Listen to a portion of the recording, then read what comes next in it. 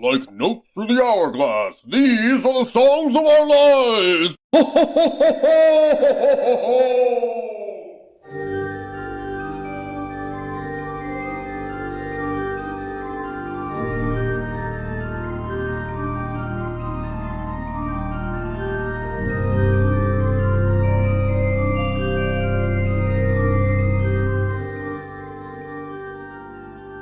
Welcome to a special episode of Songs of Our Lives. I am Brad Rose. I'm a musician, a composer, the founder of Foxy, Digitalis, and somebody who thinks and obsesses about music and sound far more than is healthy.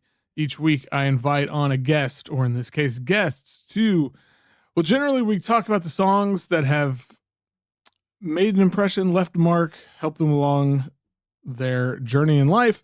But this week, we mix it up a little bit. So this is the Christmas special. And so my guests are Natty and Lauren from Cult Love Sound, which is a collective here in Tulsa. They're the label they put on shows. They do all sorts of events and just a lot of different things. And they just released a Christmas compilation on their label. It's called Christmas Selections on the Pipe Organ by Casey Cantwell. And they'll talk more about what that is, you know, how it all came to be in the first part of the conversation we had. But just for I love this compilation. I love that they did a Christmas compilation. I wanted to do a Christmas album for so many years, but could just never get my shit together. And I really love that it's a traditional Christmas album. You know, when I think of Cult Love puts out like noise and dungeon synth and hip hop and black metal and all these things. And so, you know, when Natty first told me that Cult Love was doing a Christmas album, I was like, oh man, this is going to be out there. But no, and it's very traditional, and it's also not the B-side is like improvisations on a theme, basically the themes being Auld Lang Syne, Hark the Herald Angels Sing, Carol of the Bells. But it's just it's recorded beautifully, and the tone of the pipe organ is timeless and haunting, and it's just amazing. And I can't recommend it enough. This was so much fun. We recorded this over at the Cult Love House a week or two ago, and it's the first one that I've actually done in person, not over Zoom. And I got to do more of those. So hopefully we'll have some more local Tulsa people on in the coming months and years and all of that, and people coming through town and all those things. But yeah, this was so much fun. Please check out the album, and all the music you're hearing in this episode are pieces from the album. So mix that up a little bit too. And one last thing, thanks again to Carl Antonowicz for the wonderful intro. And now I hope you enjoy my conversation with Natty and Lauren.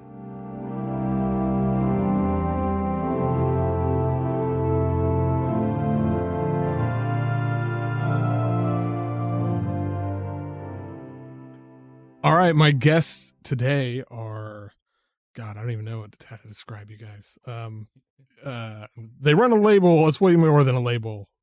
They do events, they do shows, they do fashion, they do all sorts of cool shit. And they also made a Christmas album. So everybody who's here, welcome Natty and Lo from Cult Love. Woohoo! All right. You can address it if you want. Do you want me to talk? How's it going?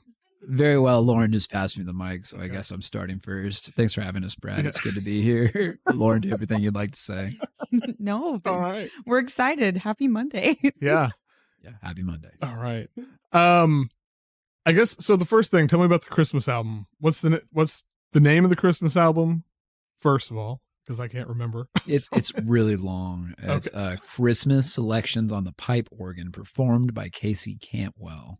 Which we ran into some, like, I've realized with like promotion and stuff, I ran into like some promotional issues with the title, because I'm like, wait, is the album actually called Christmas Selections on the Pipe Organ? And then after that, performed by Casey Cantwell. But I think overall that we went with the entire title of the album is Christmas Selections on the Pipe Organ, performed by Casey Cantwell. This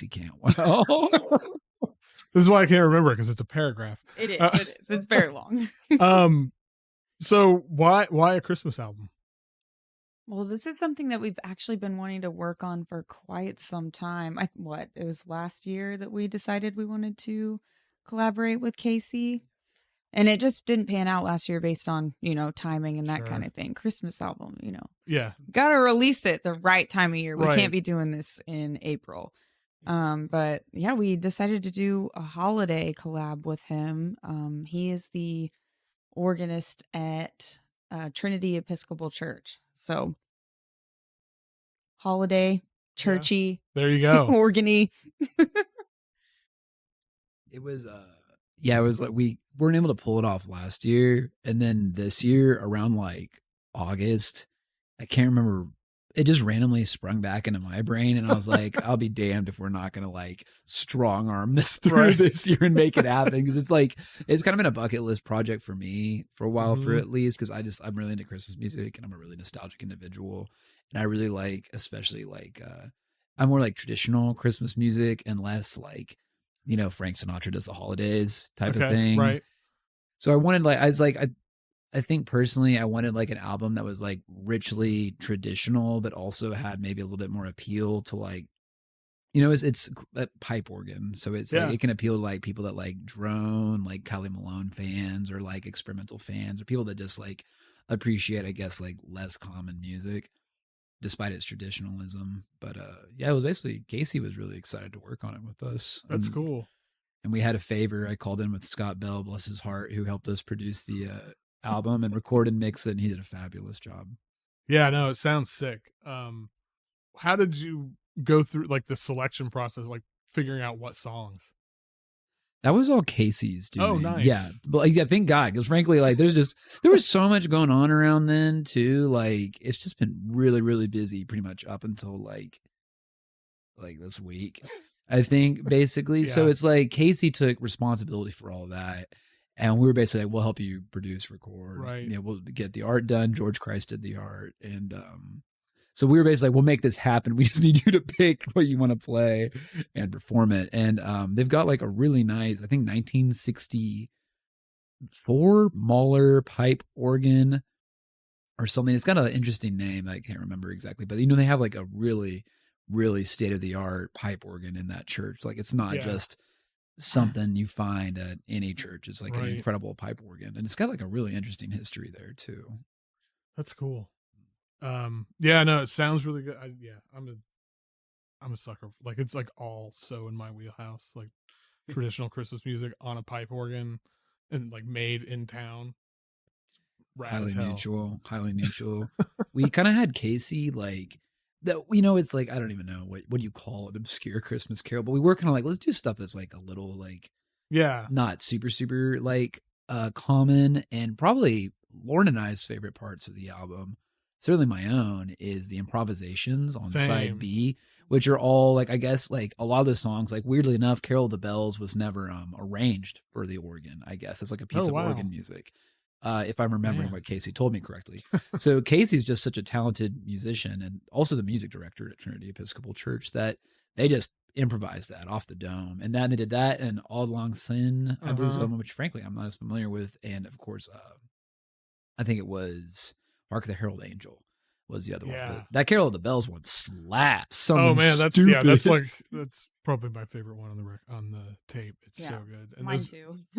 Those improvisations. That was because you told me about it, and I was just thinking like the A side. That's what the whole thing was going to be. Then when I heard those, I was like, oh shit, okay, this is like takes it to another level, I think. And I think that's the part where you're talking like it would make it even more interesting to fans people who are into just like drone music and organ music and all that stuff. So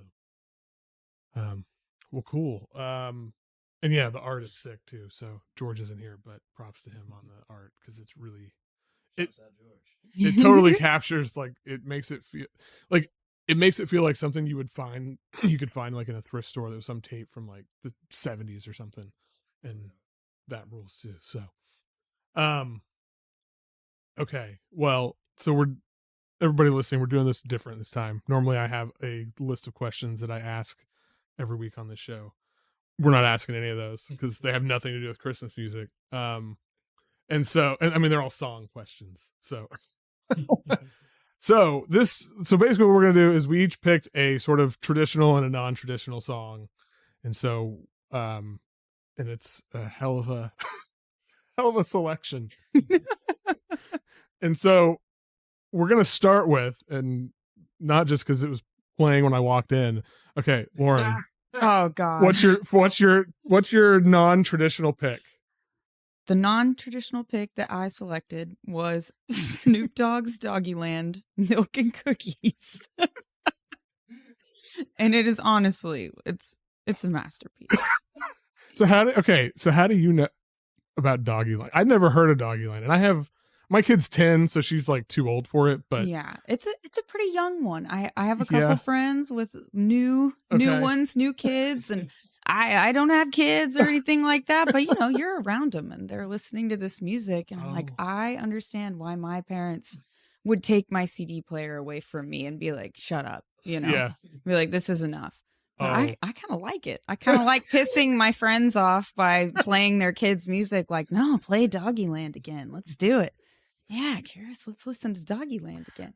But now it's one of my favorite songs now too, and I now you've am tricked a Snoop yourself. Dogg Doggyland fan. Yeah, don't be surprised if you guys catch me watching that show sometime. But Milk and Cookies. Milk and Cookies. So Natty, how do you feel about Milk and Cookies? I can't stand that song. There's something like really, really odd about it to me, and I'm not sure what exactly. I mean, I have been listening to it like with the music video, which is kind of like just that weird kind of not super nice CGI animation type stuff. So it's already kind of visually a little odd looking, but it's like sonically there's something really strange about it. Like it's clearly a pop song and like written like it would be like a contemporary, like late, like this era's pop music. Right. But it's almost like something about like the way it's like arranged or delivered is like really bizarre and does not land, and like it lands in a dissonant way with me. Like the whoa part like is really odd to me, and like the milk and cookies, like it's just everything about it like kind of like I find a little bit unsettling. But I will say it like very much a Lauren Drummond song for damn sure. There's also been some debate about whether or not Right. this is actually Snoop Dogg doing his own voice. Yeah. I think you might, when you were saying that you think it might be like AI Snoop Dogg, maybe that's it. Because it could be. It's because it's close enough to like, oh, I think it is. But then there's moments where it's like, ooh, yeah, I don't know. I was listening to this yesterday, and my kid heard it, and she was like, "What are you doing?" She was horrified, and so, how do you feel about it, Brad? I think it just kind of what you were saying. Something just feels off about it. Like I don't like it. It feels like something that. So my kid, like she watches random shit on YouTube, but there's she watches people playing this Five Nights at Freddy's video game with the animatronics and shit. Oh yeah. This has that vibe of like, it's like this is the start of a horror movie. like a weird like animated horror movie. So that's kind of, but that's fine. Like I have endless respect to Snoop Dogg for branching out into everything. He's really capitalized on every market, including Doggyland. Yeah. I mean, yeah, if you would have told me like 15 years ago, like Snoop Dogg is for the kids, I'd be like, oh, I don't know. But he made it happen. So, yeah. It is like at this point that the guy is just like basically a walking brand and not really much else. It's like, it's that, but I am not convinced that Snoop Dogg sang that song. It's just, there's some parts of it that just don't, I mean, some of it, I think like we were saying earlier is like convincing enough that it could be Snoop Dogg just singing in a way that you would have heard him do previously because it's kids music, but it's like, I don't know. I mean, maybe it is like digitally altered or convincing enough that if for the 99.9% of people who are not really, well, the kids have no idea who Snoop Dogg is. And the parents are doing their best to not fucking hear it. Yeah. It's like, yeah, exactly. But then when you put it under the microscope, it's like, the entire thing just reeks of like that weird, like deep YouTube, like children algorithmically generated videos. Like it's just really bizarre. I had a period in my life where those haunted my fucking dreams. I believe it. Deep dive, but yeah, I wasn't feeling that one, to be completely real. That was like the last thing I ever would have thought was a pick. So I was pretty stoked by that. But okay, well, let's move on to let's go to let's change it up now, and Natty, talk about your traditional pick. My traditional pick. Yeah. Okay, so I went with Jingle Jingle. This was so hard to do, I want to say too. I also just want to emphasize, like, I didn't fully realize, like, I always knew I liked Christmas music, but it wasn't until this podcast that I realized I was like, oh, I really like Christmas music. Like, I take a lot of it. And so it's hard because like any of the Rankin Bass old like claymation soundtracks, I'm a huge fan of. Like, and again, like I'm just an overly nostalgic individual. And also Albert Finney's Scrooge, I love that soundtrack. Makes me think of my dad. The Muppets Christmas Carol, oh my God, is also really good. Marley and Marley, ooh. Like, not only is the Muppets Christmas Carol is like a legitimately just great fucking movie. Oh yeah, it's fabulous. Like, I mean, Muppets are great. Yeah. We have a good friend, and my girlfriend also really loves the Muppets, so I'm totally sunk into it. I'm way into it. But I do like a lot of Christmas music. Of course, I like the really traditional stuff too. But I had to pick, the one that I went with was Rudolph the Red-Nosed Reindeer, the Rankin Bass films, Jingle Jingle Jingle, that Santa sings. And I went with that one just because I find myself singing it all the time, like regardless of time of year, because my carabiner with my keys on my hips is always jingling. And I'm always like, jingle, jingle, jingle. It drives Lauren fucking crazy. I was going to say that was the other reason you picked it, right? Well, so you guys kind of got each other back here. So well, after Doggyland, for sure. Yeah. It's funny too, because like Santa's a total ass in Rudolph the Red-Nosed Reindeer. I don't know if anyone's seen that recently, but like that song starts off with Santa basically being like, well, Rudolph, if you don't get rid of your red nose, you're never going to be on my team, basically. Right. You don't conform. It's a great message for kids. Yeah, literally. And it's sad, like he does have kind of a pathetic voice in it. He's like a whiny baby, but it is endearing though. I do love Rudolph. That's a good one. And then Santa Claus is Coming to Town also slaps, and it's got some really good tracks in it. Also some weird ones too. But yeah, Jingle Jingle Jingle from Rudolph the Red-Nosed Reindeer, Santa's anthem, more or less. And you hate it? I don't hate that song. I just hate Natty singing it. The song is great. Oh, okay, well, that's I fair. Also really like that like humming sound that Rudolph's nose makes. It's a really nice feature in there. It's a really nice little hum there. It's a really nice sound. Yeah, God, we haven't watched it in a long. I don't know. My kid was like 3 maybe, and we tried to watch it, and when they were being mean to Rudolph, she just lost it. It was so like bawling and couldn't. And we had to turn it off. And, oh no! Like, I don't think we've revisited it since, because like she doesn't remember. She just has this like visceral memory of that made me really sad. I don't want to watch that. It's Christmas. I don't want to watch a bullying movie. Yeah, a bullying movie where they make fun of his different time. It really like that is like a very like.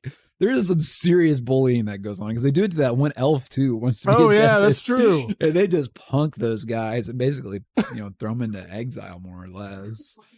There's like, it's funny that reminds me, that story of your daughter reminds me of like, I used to watch Land Before Time as a kid, the dinosaur television, which is good television if I remember correctly.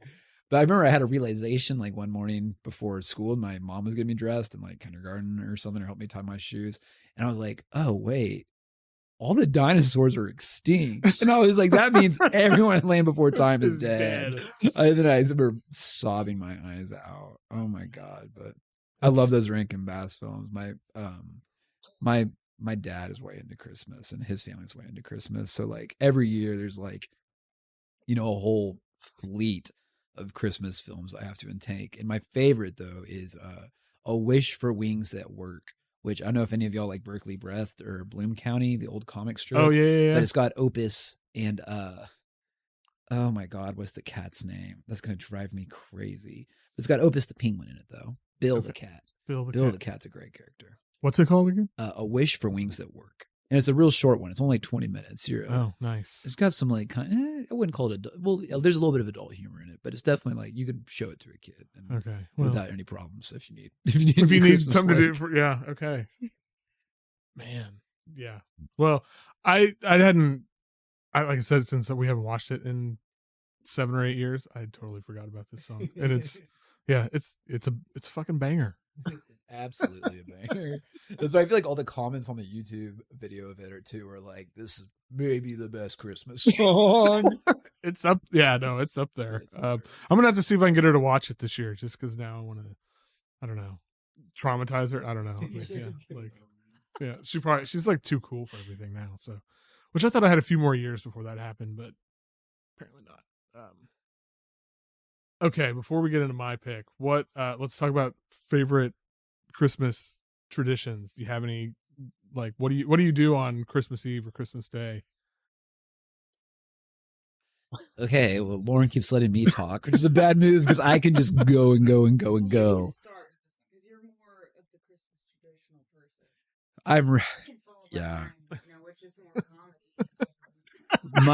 My dad's side of the family is Lauren's got some good stories, but my side of the family is like my dad's side of the family is pretty rigidly ruled by tradition. So the house we're in, the Colt house, I used to spend like all my Christmas Eves here because my grandma and grandfather would throw a Christmas Eve party. Oh, nice. Which was always pretty fun. And I would, sneak beers or whatever. Right. There was the St. Benedict, like Christmas ale. St. Benedict, I think it is. St. Bernard's Christmas ale, which I actually made patches of down the line after I got sober, but I used to drink those. It was like an 11% Christmas ale. So I would get like pretty hammered as a kid on those, but that's what I used to do. And then we'd occasionally go to my mom's dad's church afterwards, the St. John Knox Presbyterian, and go to like Christmas mass there. But that didn't happen too many times, and then just hang out at the house. But this year, my brother and I, who's a recent Catholic convert, are going to the, oh my gosh, what is it called? There's an abbey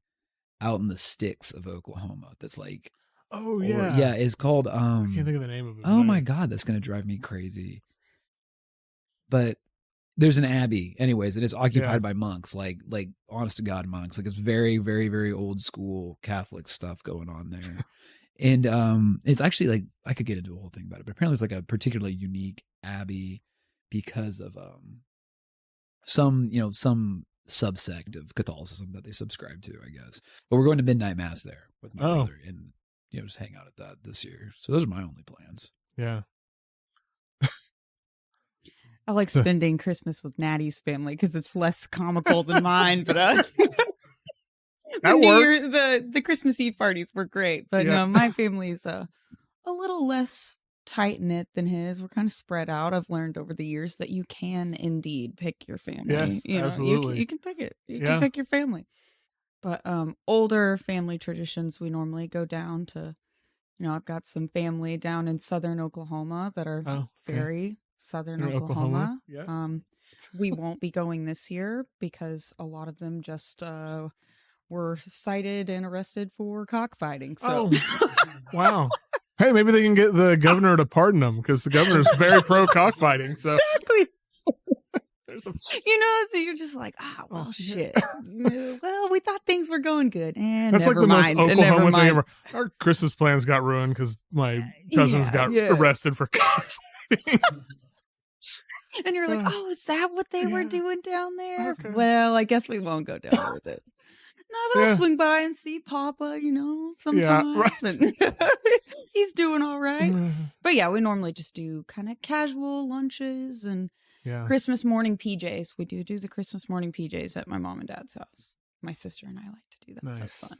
But everybody else is in jail or dead. So. Well, Merry Christmas. Right, Merry Christmas. But our friends at Barkingham, Jess and Kiefer, they dress up their entire house. It's decorated head to toe, like nice cardboard and plywood cutouts of like the Grinch and Max and everything. Lights everywhere. So that is one of my favorite places for awesome. New traditions to spend the holiday seasons. We go over there actually tonight. After this, we're gonna go watch Harry Potter. Amazing. In the Christmas decoration house. So that's kind of like a little Christmas cottage. Yeah, that's awesome. Yeah. Yeah, we have a lot of Christmas decorations, but we don't have like cutouts. And we did not say. I'm gonna be if I tell anything to Eden, she's gonna be like, "Ooh, we could." I'm like, "Yeah, we don't have time to do that." But yeah, I'm surprised you guys don't have like lights up on the cold house. We actually there's like 3 plastic Christmas trees up in the house year round. But it's just I honestly like if I had more time, I would totally put up Christmas lights. My neighbor Mr. Egan has his Christmas lights up year round, which I love. And also the Abbey is called Our Lady of Clear Creek Abbey, which I had to look up a second and go. It's a cool name. Myself. Yeah, it's a pretty interesting place. My brother spends a good amount of time out there, but my dad always does the Christmas lights at my parents' place. It's like it's pretty old school Christmas over there for sure. Yeah, we got a shitload of Christmas lights up at our house, and it seems every year it's like we should get more. It's a lot of work. It's honestly. a lot of fucking work not leave it up year round. Yeah, I mean, every time I think like, oh, this is a pain in the ass, but then it looks cool, and I don't know. Like when I go home tonight, it would be like all festive. It is a nice vibe. Actually, my dad coincidentally was just like untangling Christmas lights earlier today. I saw him. He had all the like cardboard boxes out of it, untangling them. It's almost worth just getting new lights every year because that's such a nightmare. But definitely a huge shouts out to Barkingham Palace because they do have like probably the best Christmas vibes anywhere in Tulsa for sure. Yeah. That rules. Yeah, it's super duper cozy. Man. Super duper cozy. That's what you want, and that's what you want for Christmas. You want it to be cozy. What about your Christmas Eves, Brad? We usually go, well, like our Christmas Day, we usually just hang out at my parents' house all day, except for this year at Thanksgiving. Out of nowhere, my dad says, like, okay, everybody can come over in the morning, but then we're going to go over to my sister's house, and that's where we're going to have dinner. And they didn't even, like, sister and them, we were all just like, what? Like, we've been doing this family. For, I mean, neither of us have lived at home for, God, I don't know, 25 years at least, and so we've been doing this for 25 and just no warning. No, and then I talked to my mom about it. She was like, well, we were just talking about it, but your father decided apparently just to make an announcement before anybody. That's hilarious. So it's fine. Like a year or two ago, it might have been like my sister and I were kind of there was some stuff, but it's like all good now, so it's should be okay, I guess. Nothing like a family feud. Yeah, it was, nobody needs to hear about my, nobody cares. But yeah, we usually just hang out and it's super chill. And yeah, I don't know. On Christmas Eve, we usually go to my parents' house. My parents' house has always been like the center of everything. But so they just retired like a month ago. So they're just like, fuck all this. Yeah. Hell yeah. We're not doing anything now. You guys are going to take over. Yeah, you guys cook for us. Yeah. So we'll see how it goes. I think it'll be fine. And we're going to go to the Philbrook thing one night because my kid's never been. So that'll be super fun. Yeah. And like after me having the thing at Philbrook, my parents and my daughter are obsessed with Philbrook now. That kicks ass. Yeah, that's awesome. Yeah, so. That is really cute. Okay, so my traditional pick. So it's really about the song, not the version, but I had to pick a version, which it's in the Bleak Midwinter, which is to me, I don't know if that's really a Christmas song, but it's close enough. Definitely a Christmas song. Okay, good. One of the reasons that I really like it is because it has like, well, I mean, it's like this, it's sort of, it's sad, but not like it's wistful, maybe. I don't know. The whole vibe of it is just, it's cozy, I think, maybe, but it's also kind of, the melody to me it's like very drony and very, it feels very like pagan vibes to me. And I just fucking, I love it. It's like, and I have very distinct memories of my grandma playing it on the organ when I was a kid. And so it's like always been, and it was like her favorite song, which is really weird because she was like, I don't know. I mean, I guess it's probably like, it is religious, but I think it sounds like a pagan song. Just like Bleak Midwinter. That sounds like pagan shit. Yeah. But she was like super religious. So that's why it was always surprising me that was like her favorite song. And then that version by Rowan Morrison, I just really like, I just think it's really good. Yeah, badass song title for sure. Yeah. But that was funny. I was gonna definitely say that version of it, the Rowan Morrison, is like when I was listening to it, definitely had like a very like pagan-y vibe. Yeah, like to me. amplifies that. Yeah, like I was telling Lauren earlier, we were re-listening to all the selections Mhm. before you came over. And like I was like, it almost has got kind of like a woo-woo sort of vibe around it, like a little hippy-dippy, pagany, but totally. And it's like, and then like the way that like the use of echo and reverberation on it, like you were saying, is like very drony. That's kind of a funny recurring theme in Christmas music, it seems like, or a lot of selections. But I thought it was really pleasant. Yeah, I think that's like that kind of. There is like a lot of Christmas music. It's like it's like drony and cozy. Is like I don't know. It's exactly what I think. That's why it's so appealing to me, because those are things I want in my life all the time. But Cozy drone. Yeah, it's like that subgenre of dungeon synth, cozy synth. Yeah, you've been exposed to that. I was gonna say like cozy drone. It's, oh man, somebody needs to do that. That's a. Lauren, how do you feel about it? I'm hogging the mic. I like the sound of cozy drone. Honestly, that sounds really. Yeah, I know. There you go. Somebody's new YouTube, Spotify, or whatever list. Right. Yeah, it's the best cozy drone of 2023. Everybody, send in your picks. Yeah. So, In the Bleak Midwinter, good song, classic. Is that on your tape? Yeah. Okay. I thought I was going to listen to it again today, like in preparation for this, and then the day quickly spiraled out of control, as they tend to. No worries. Okay. This isn't really a question. You brought this up on our group text. Like, why do you love Lil B so much? Oh, greatest artist of all time. Oh no, it's not a problem. It's just a fact. Well, actually, what was really funny about this picking the Christmas songs too is I genuinely felt guilt when I had realized I'd forgotten that Lil B had not one but two Christmas albums, and one of them's like 5 hours long. Yeah, the Santa one's the 5 hour one, which is a newer contemporary Lil B album. But the first one, Christmas, a rare golden collector's mixtape, is like very OG based Lil B. Lil B is the greatest artist of all time because he completely shifted the culture around hip hop, fashion, sports, just the cultural impact of music and art expanded like exponentially when Lil B started doing based music after the Pack. And like, I mean, to be honest, like, I mean, like Lil B, even before like, and I was exposed to Noise around the same time I was exposed to Lil B as like a younger teenager, but like Lil B probably had more impacting me with my understanding and appreciation for experimental, extreme and avant-garde music than even like some of the artists on grindcore karaoke I was finding at the time. Because when I listened to Lil B, I like was like, oh my God, music and art can really be whatever you want it to be. And he just like really like he set so many cultural trends and musical trends in place like that. It's like hard to say that any artist, especially hip hop artist after 2009 wasn't influenced by Lil B or influenced by somebody who was influenced by Lil B. Like, and Soulja Boy too, I guess has to be acknowledged in some capacity because they both were also early hip hop artists that really maximized the use of the internet and expanding their audience and getting their music out there. But I'm a hardcore Lil B fan for sure. The Rain in England, the vinyl was put out by a friend of mine who also put out, it was like an experimental label. Like they put out mostly like noise and drone and stuff. I have a copy of it. Yeah. And, and I think they also put out the first pressing of the first Death Grips record.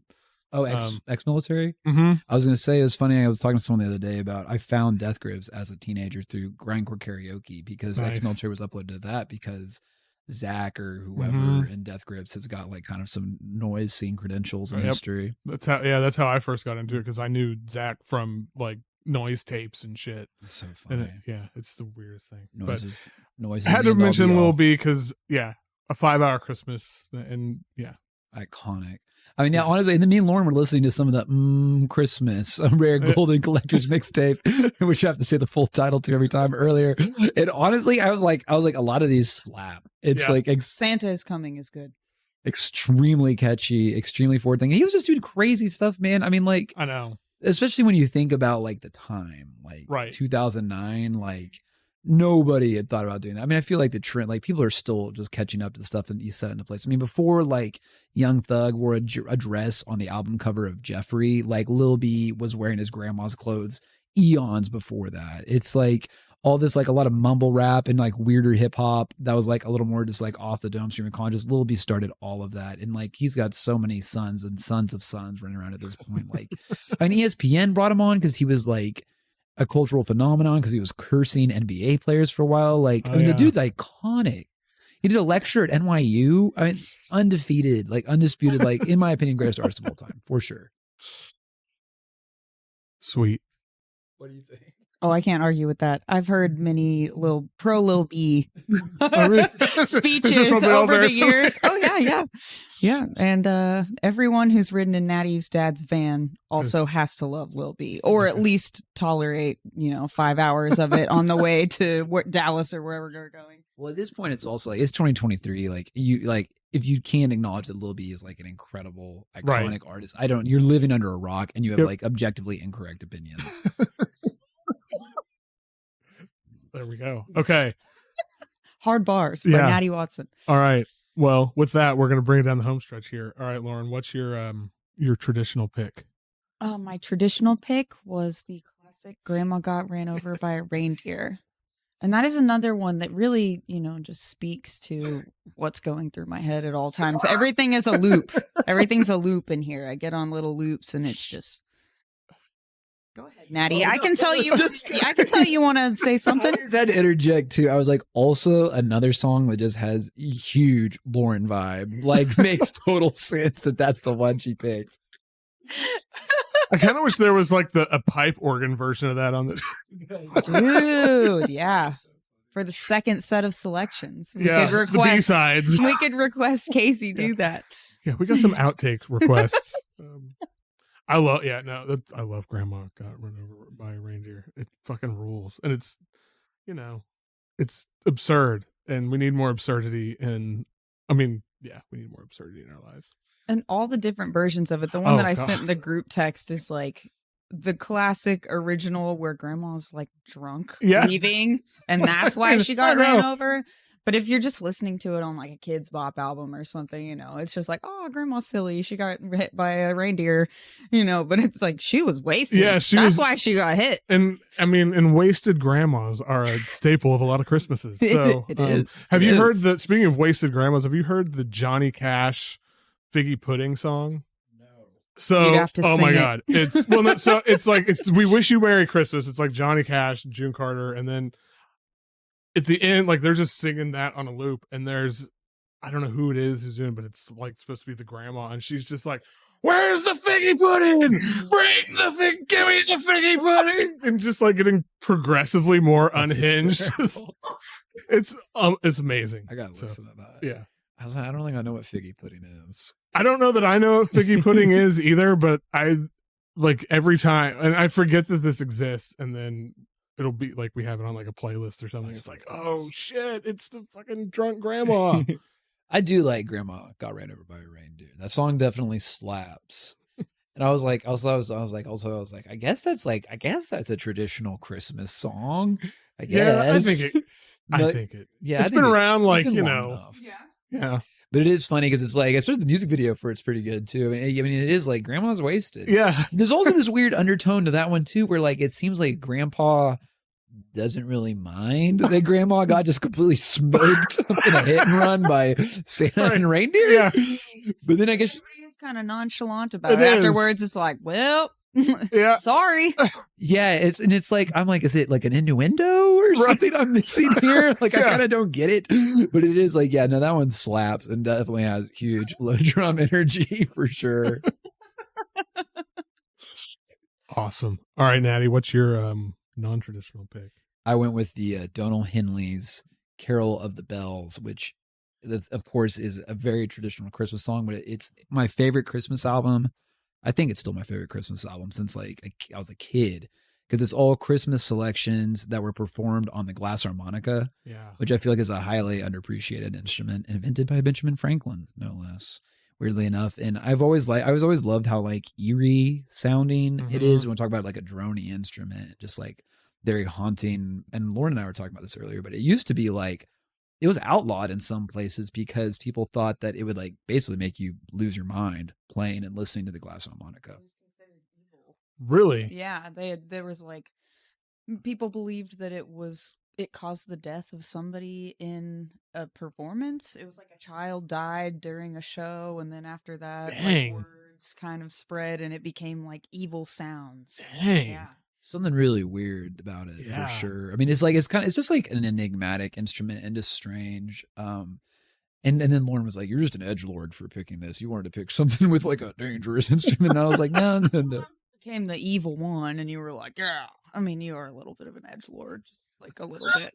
I mean, Just a tiny bit. I'm absolutely denying that. I'm not an edgelord, but I do love the glass harmonica, though. I think it's beautiful and like really haunting. Though technically, the Donal Hinely album, I don't know where he's from, but I've bought that album on CD probably like 10 times because often I gift it to people around this time of year.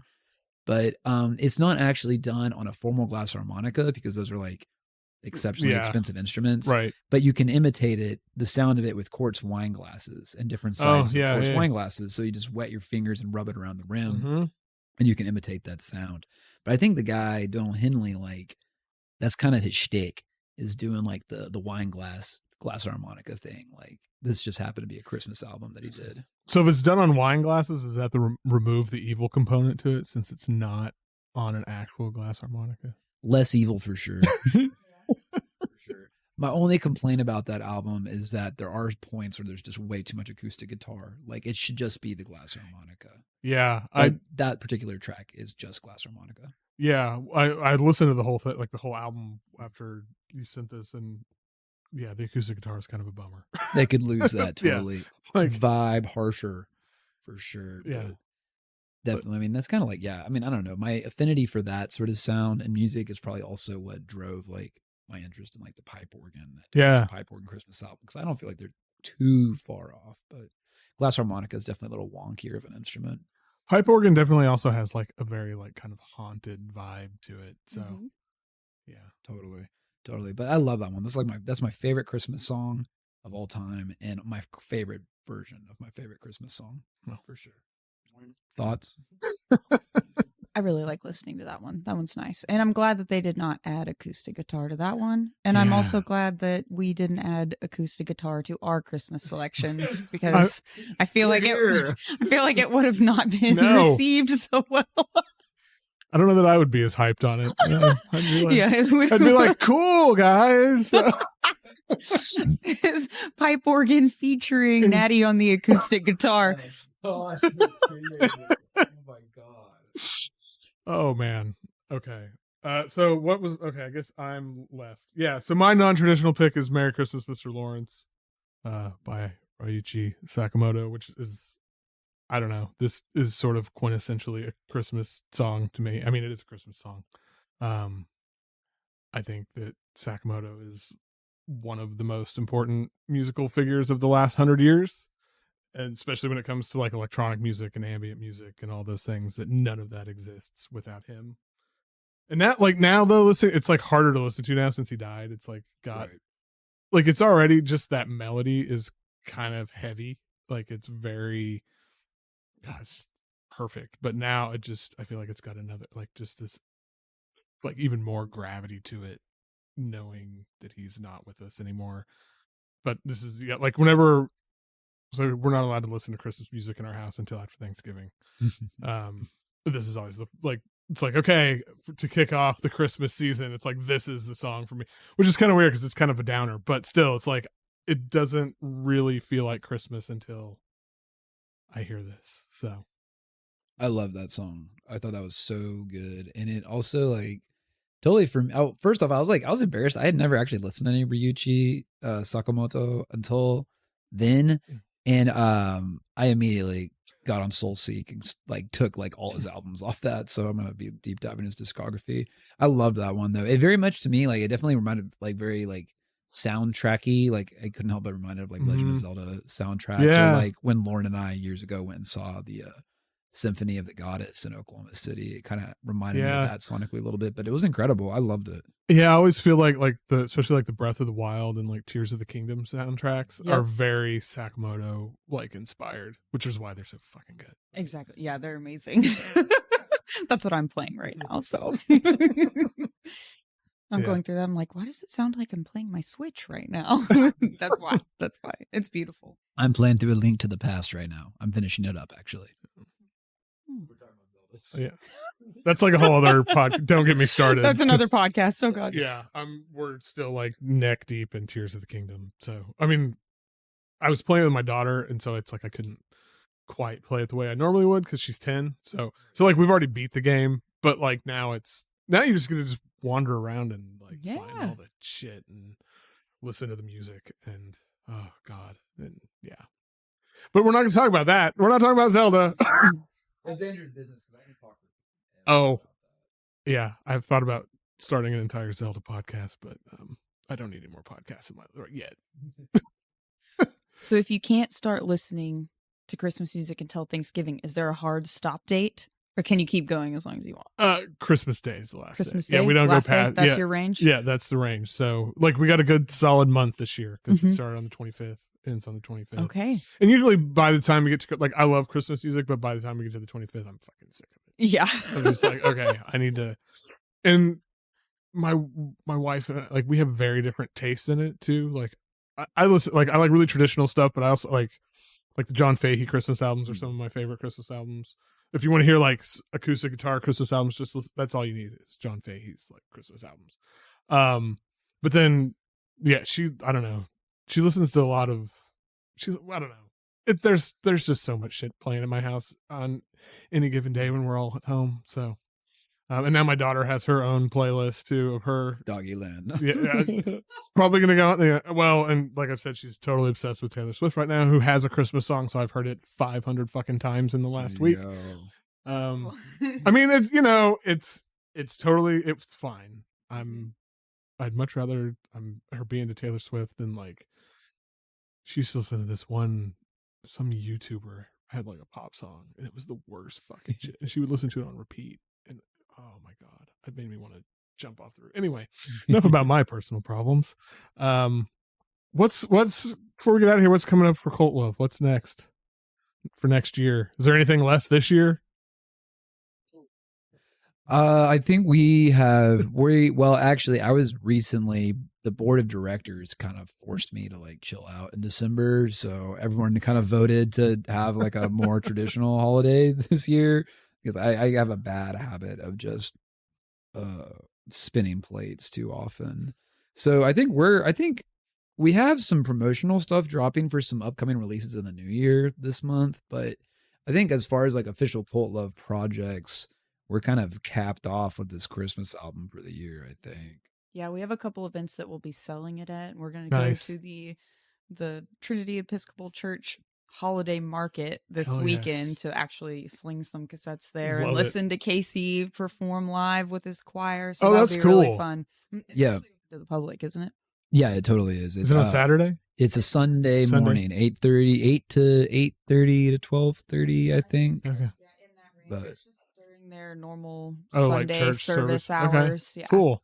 We're taking it pretty easy this December, though. That's I good. think we're just kind of doing some scheming, and yeah, I think that's probably the best way to put it. It's grant application season. You know how it is. I know. It's But after the first of the year, we have a list of artists that we've already got lined up to release. Sweet. So I'm getting, the cassette decks greased up and ready to dub. Yeah, we do have a black metal album with Horton Records dropping in January or February for a project called Backskin. That's a Tulsa black metal project. I can't remember the fellow's names. Malice von Kreitz is his alias, though, and he played in another metal band in Tulsa a while back, I guess. And we also have the Vulgar, and I forget what Ace's project is officially called, but I think it's maybe Victimize the World. Asa, but we have a split between a hip hop artist and like a cyber grind artist also dropping pretty soon in the new year. And then we have some like video art and kind of sound art projects we're working on, but we're kind of, we're just in kind of a schemy era. It's a schemy month for sure. And I don't know, we're both kind of interested in taking it easy this month, and I want to enjoy the holidays and do kind of traditional stuff. So He's saying he wants to now, but we told him he didn't have a choice. Literally, they did. It was I think it was the October board meeting. I was told. Yeah, it was. I was told. We gave you like a 2-month notice that December we're all going to chill the fuck out. And then we're not going to book things for every night. We're going to have some nice weekends. It's going to be chill. It's good. It's important. I mean, I'm not one to talk. I don't know that, but Also, the Barkingham Palace Christmas concert and party. We're going to be at that December 16th. That's going to go up. It's going to turn up. Turn up. So holiday events galore. All right. Awesome. Thanks for having us, Brad. Yeah, thanks for doing this. This is a lot of fun. And everybody, buy the Christmas album. Link in the show notes. All right. Thanks so much. Yeah.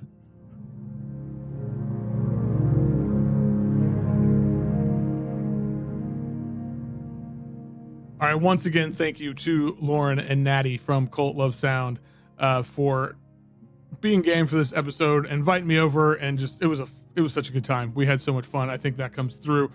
A couple of notes. Of course, there is a playlist of all of our picks in the show notes, and let me know what y'all think of having the little 20-second samples interjected into the episodes of each of the picks. I figured out a way to do it that didn't take as much time and effort as it was, which is a part of the reason that I hadn't done it before, but it also, in my head, it broke up the conversation, but then I realized that's a me thing. That's a me problem. I think most people would appreciate it. So I'm curious what you think. If you think that it's better for it, I don't know. Give me your feedback. Of course, please pick up Christmas Selections on the Pipe Organ by Casey Cantwell on Cult Love Sound. It is available on digital formats and cassette. And yeah, as always, you know where to find me. You can find me over on Patreon, patreon.com/Foxy Digitalis.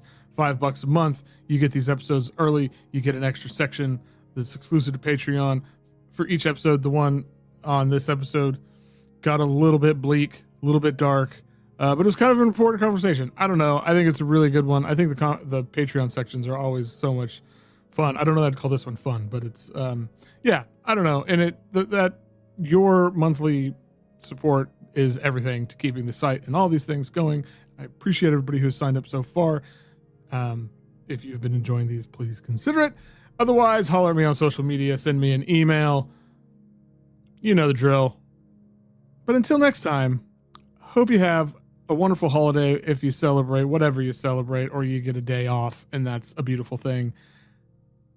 And while you are doing all those things, keep on listening to whatever the hell you want.